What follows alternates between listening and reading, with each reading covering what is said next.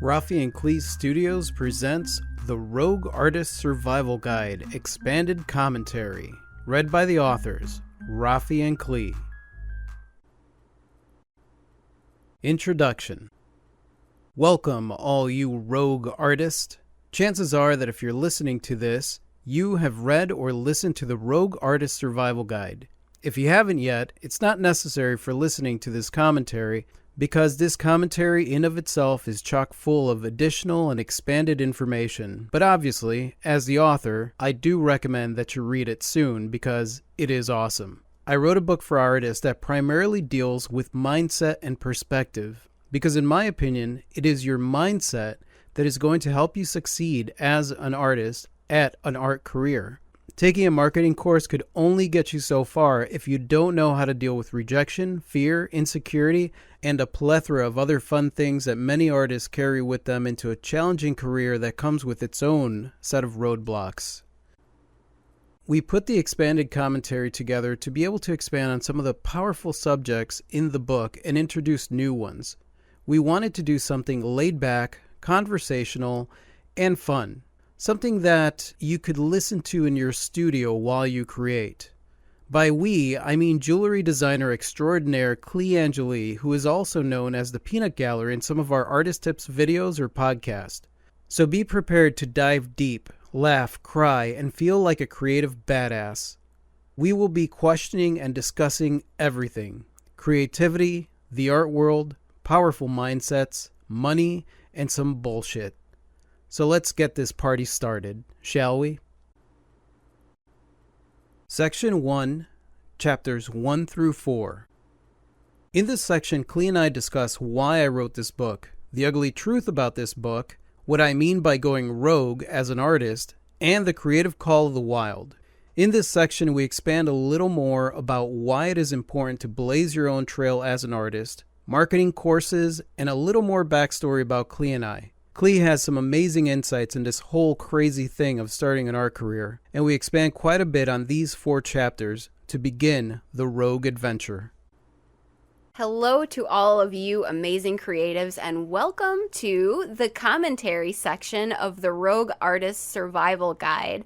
For those of you who don't know me, my name is Klee Angeli. I am the wife and partner of artist and author Rafi Perez, who wrote this awesome book. And I have to say, after spending the last decade with you and listening to this book in audiobook format, congratulations. Well, thank you. Congratulations on facing your fears, following exactly what you say here in this book, and putting yourself out there in a genuine and fun way. Putting this book together was both the most amazing cathartic thing that I could ever do and the most nerve-wracking and terrifying thing that I've ever done. Absolutely. I mean, you're kind of like bearing your heart and soul and it all. Yeah. In book format for everyone to experience and then do with it what they will. Having been a character in your story and having experienced most of what you're talking about here in this book, I have to say, even listening back, like, I found it to be very entertaining, very refreshing, and very awesome. Well, thank you. Thank you. So far, we've got good reviews, so yeah, I'm good with that. So let's get into it. I love that the first thing that you write in this book is why I wrote this book. You've read a lot of art-related books. Yes.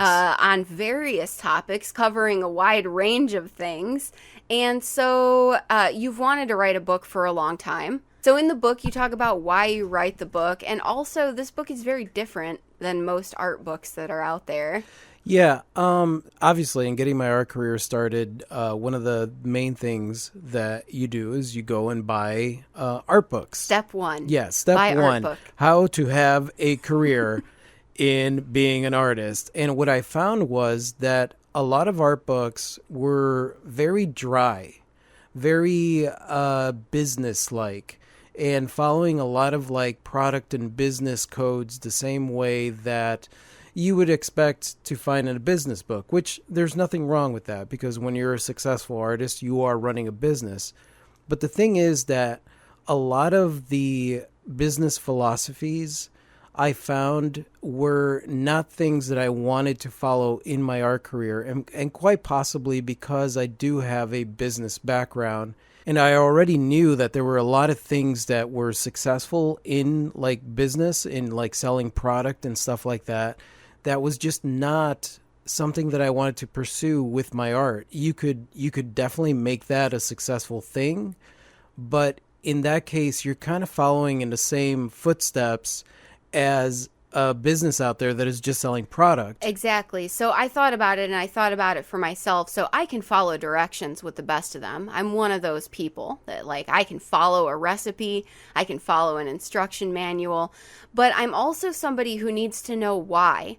So like you can follow something to a T, right? And it might get you from A to Z, but if you don't understand all the steps, it could leave you feeling a bit empty or confused, or it could even make you feel more daunted than you were getting into it in the beginning. So for me, and probably for anybody out there that needs to know why is something set up this way? Why am I going to do these things? Even with something as simple as knitting, as a good example I like to use, why are the steps this way such that if I F this up, how do I fix it for myself if I don't understand the inner workings of the process? And I think that's what makes your book unique, is that you tackle the mental and emotional side of things, the why, the motivations and the things that drive us and the things that might stop us going forward. Ironically enough, I think that was one of the things that made me successful when I was in corporate. I always wanted to make sure that anybody that worked for me understood the why behind something. And I also never followed corporate guidelines blindly. So a lot of times they've got these rules like you have to do it this way. And I always wanted to understand why, in order to not only have a reason why I was doing the thing that they wanted me to do, but also, do I really have to do it this way, or is there a way to improve it? So when I was writing this book, because there are a lot of like rules, like you could follow niche marketing and you could follow this, and they talk about funneling, and there's a lot of like artists out there that have programs for marketing your art and all this different stuff. A bajillion of Yeah, them. and they follow these guidelines and these rules, and you're supposed to do this, and your website is supposed to be this way. And what I realized was that none of them was talking about the emotion behind it. What I found was that the reason they weren't talking about the emotion behind it was because they were not empowering people to figure out their own way. They were basically laying out these rules and saying, this is the way that you run a business, this is how you do successful business, not realizing that there is a myriad of ways of people running their business as individuals, and especially when you're an artist and you're diverse and you're figuring out your own way.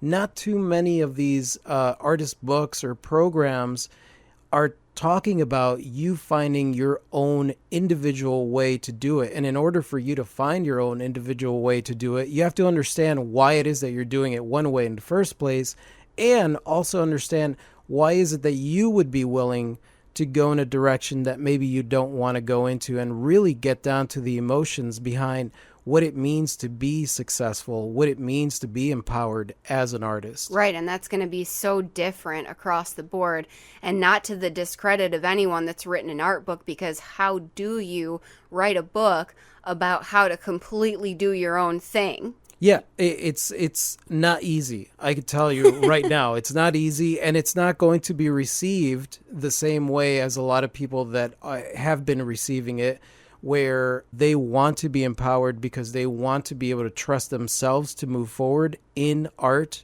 There are a lot of people, like you said, that want to be told what to do. Right. And that is just not my bag, because I realize that I don't want to be told what to do. I want to figure this out my own way and do my own unique spin. I don't want to do what everyone else is doing. And so that's kind of what I promote in my book, is like blazing your own trail. You want to do your own thing, figure out your own way. Right. And so you kind of go into that in the ugly truth about this book. It's sort of a pre-qualifier in my mind of like, you're going to hate this book if you wanted a recipe. Yes.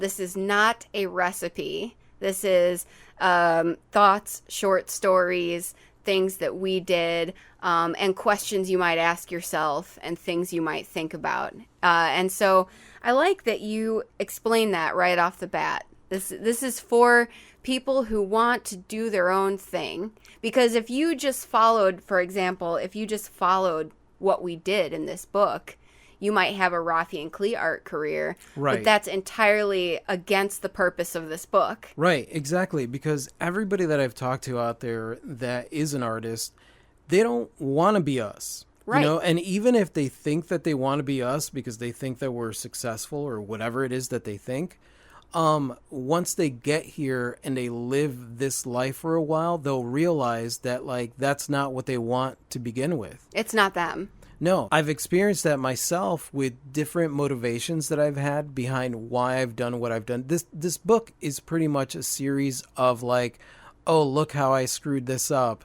And let me tell you why I screwed it up. And 100% of the time, the reasons are emotional, or because I was feeling insecure about my own abilities, and so I thought that I needed to follow in someone's footsteps. In no way, shape, or form is it bad to look at someone else's successes and think to yourself, like, you know what, if they could do it, I could do it. I like what they did here. I really agree with them here. And maybe taking some of those techniques that they've used and tweaking them for yourself. If you are just looking at their techniques and thinking that I'm going to do that same exact thing and probably get the same exact results, then you're mistaken. You're in for a whirlwind of disappointment because you're not going to be happy. And eventually probably coming around to the same conclusion that you're going to have to go rogue. Yes. And so that brings us to, what does it mean to go rogue? And I very much enjoyed all the various meanings that you outlined as far as rogue, why you chose rogue. When I picture a rogue, it's this funny image because it's usually like a person. Sometimes there's a curly mustache involved. Yeah. There's like a mountain peak that said person is standing on. Maybe there's like a Red Baron style cape blowing in the wind. And there's sort of hysterical, maybe slightly eccentric, crazy laughter. Yet laughter that means like, haha, like I am blazing my own trail sort of laughter. And then they pull out a sword and they swashbuckle their way onto the ship. Yeah, absolutely. Or down the mountainside or into the valley or whatever it is that they're doing, but they're definitely doing their own thing. It's a solitary thing, which interestingly enough, that can seem like really lonely to blaze your own trail. Yeah. But at the same time, the hero of the story encounters this character and that character along the way. It is a solitary journey, but at the same time, it could be a really fulfilling one too. It's funny that you say the hero of this story because I am highly influenced by Joseph Campbell. And the hero's journey. And the hero's journey. One of the failed attempts that I did that I talk about in my book, like the fact that you live with any kind of regret. The first time that I tried to write something, that I really truly tried to write something was years ago, and I started writing a script. And I had gotten introduced to somebody in Hollywood by my brother, and it was a huge, huge opportunity. And I started writing a script and was really, really looking at Joseph Campbell's The Hero Story because a lot of really great movies follow that story arc. And I started to realize how much of a similarity there was between real life and the hero's journey. It doesn't have to be this epic thing where you're fighting monsters and things like that. But even still, what I didn't realize was that a lot of the torment that the hero goes through doesn't come necessarily from the outside world. It comes totally from within. So so back then, because I hadn't made that connection, what ended up happening was I had a great opportunity to write a script, get to Hollywood, put it in front of people, and I chickened out.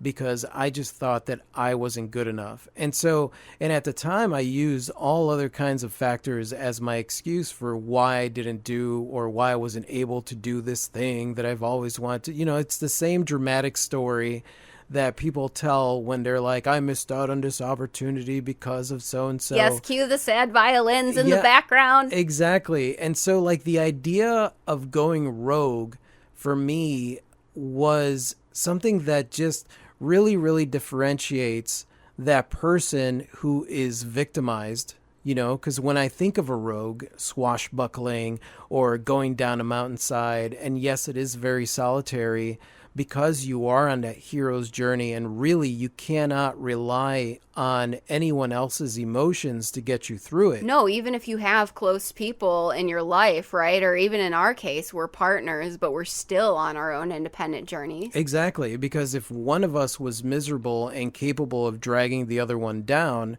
then neither one of us would get anything accomplished.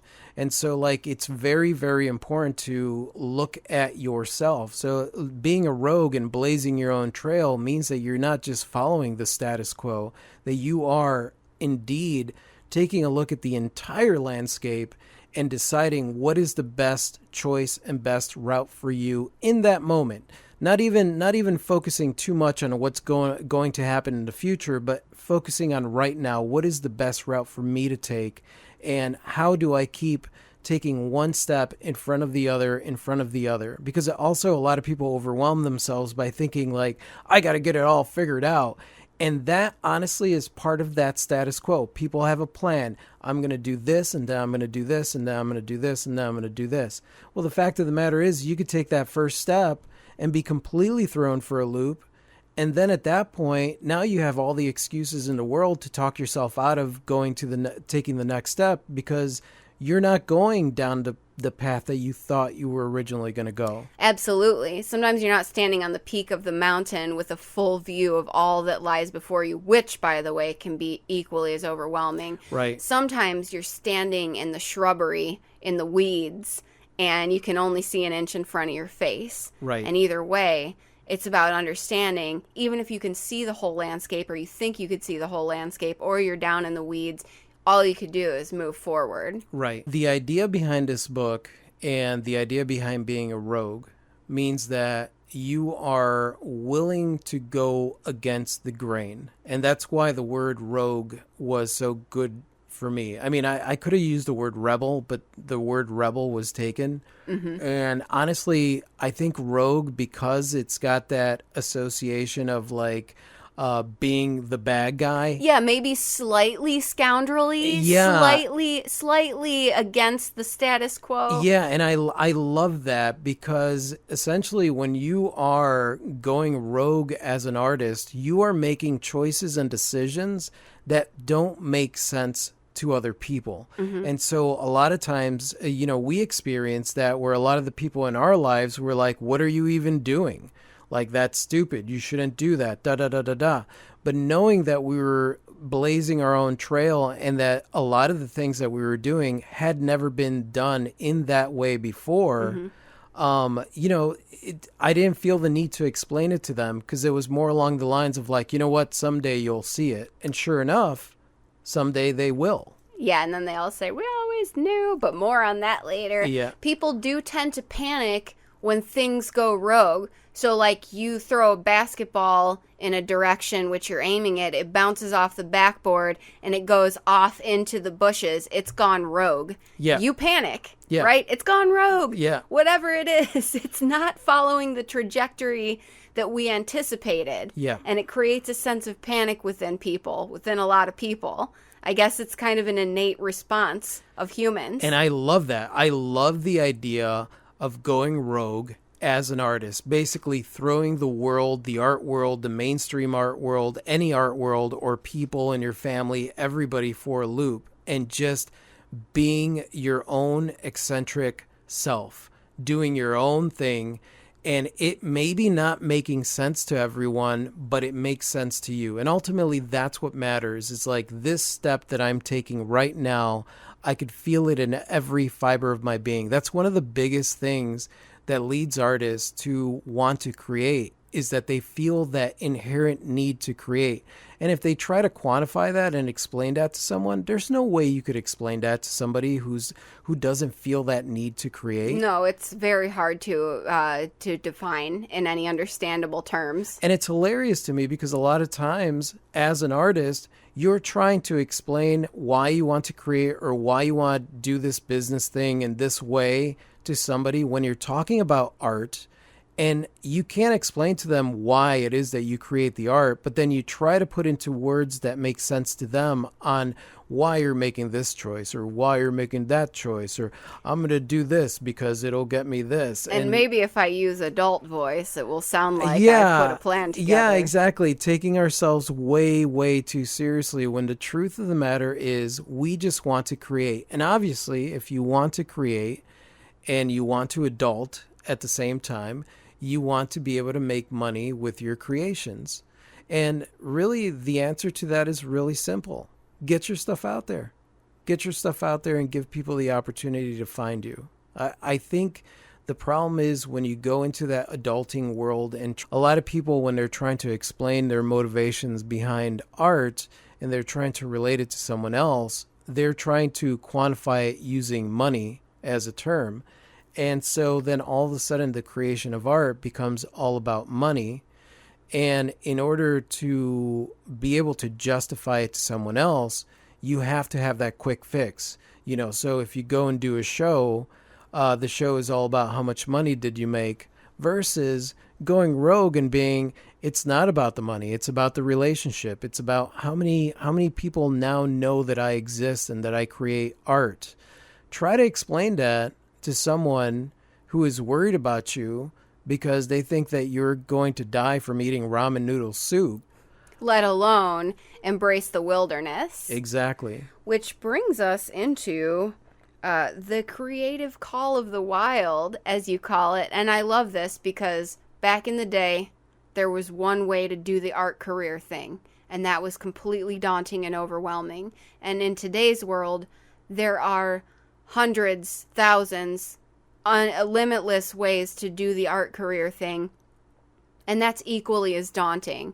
Completely overwhelming, super abstract. What do you do? Do you approach a gallery? Do you do art shows? Do you try to put yourself out there online? Do you try to network at business networking meetings?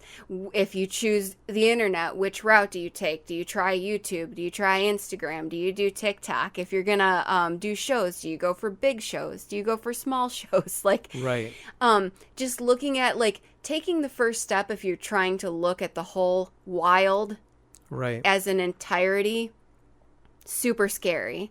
And what is that blue thing doing there? Exactly. As you said, and I love that reference to that blue thing because the blue thing could be an obstacle. It could be a thought.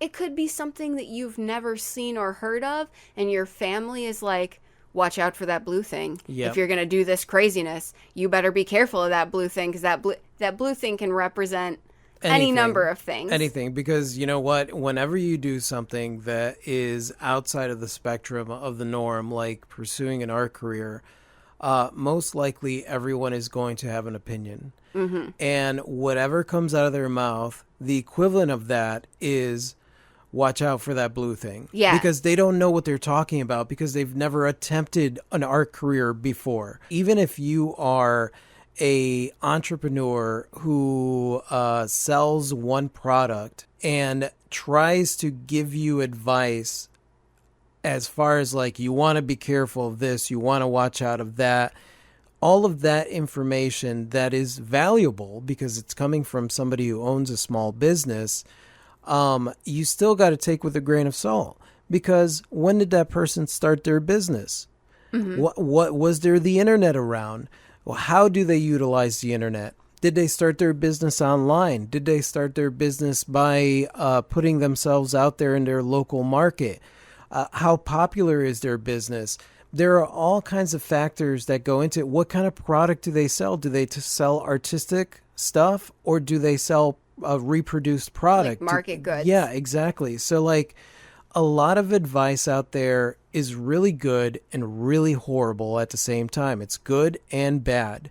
And really, ultimately, what it comes down to is there is a plethora of ways that you can run a business. There is not one way or the other. The creative call of the wilderness, the problem was that for a lot of my life, I thought that it was either you do this and you follow the status quo and you live this life of, you go to work, you do this, you do that, or you have to quit all of that and go down this path, which was just as difficult of being an artist because the path was completely laden with gatekeepers. Mm-hmm.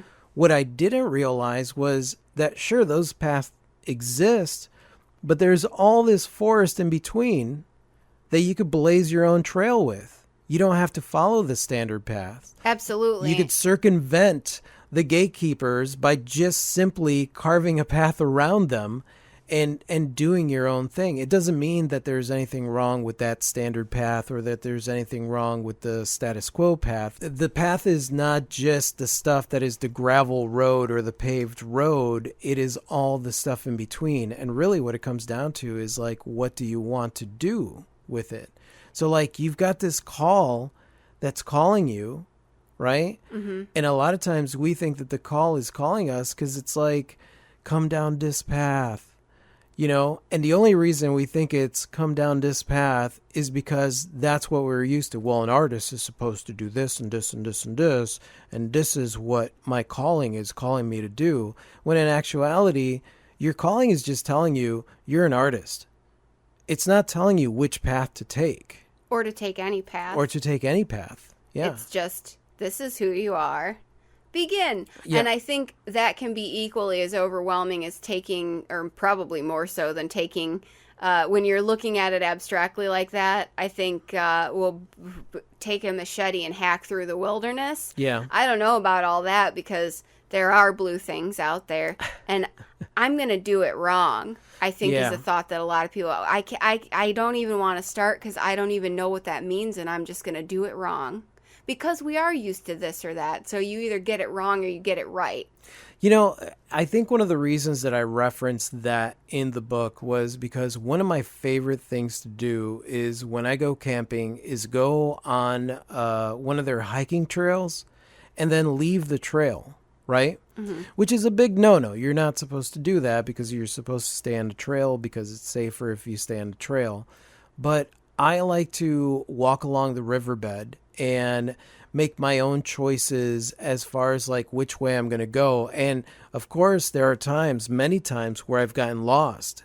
And my challenge there is now, how do I get back to civilization when I'm out in the middle of this thing? And do I want to get back to civilization? Well, usually we're camping, so I definitely want to get back to civilization because I don't want to spend the night out in the woods. But the thing is that in doing that, it eliminates the fear. Like, yes, I could follow the path that other people have blazed, or I could go and experience stuff there that no one else has experienced. I could go down routes that no one else has gone on and see things from a perspective that no one else has seen it. Knowing full well, as you say in the book, that the well-worn path is there. It's not, it's nearby and it's accessible, and when it makes sense to take the well-worn path, don't reinvent the wheel. Exactly. It's not like I'm going to, be lost and then find a path and be like, no, into the brush I go. I refuse to take that path. Like, if it makes sense, yeah, absolutely, you take it. And that concludes this section of the audiobook. Thank you so much for listening, you guys. If you would like, you can proceed to the next section. Have an awesome day. Adios.